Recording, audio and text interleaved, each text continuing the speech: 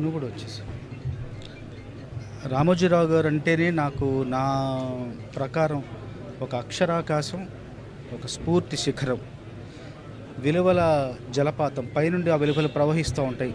ఎన్ని సంస్థలు ఉన్నాయో, ఎంతమంది వ్యక్తులు ఉన్నారో అందరిలోనూ రామోజీరావు గారికి ఉన్న దీక్ష, పట్టుదల, ఆ అంకిత భావం, ఆ ఏకాగ్రత అన్నీ కూడా పైనుంచి ప్రవహించాయి.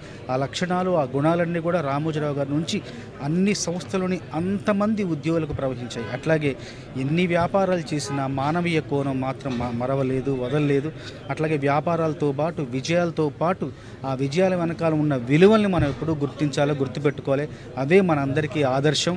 రామోజీ గారి కార్యక్రమాల్లో ఒక కార్యక్రమంలో నేను భాగస్తున్నందుకు ఎంతో గర్వపడుతుంటాను.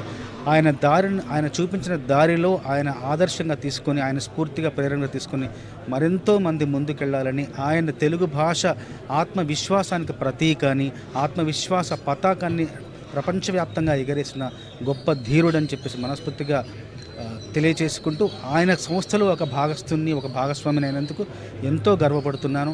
ఆయన చూపించిన దారిలో ఆయన విలువలను ఒక కిరీటంలా భావిస్తూ, కిరీటంలా ధరిస్తూ నేను ముందుకెళ్తానని మనస్ఫూర్తిగా వినియోగం చేసుకుంటున్నాను.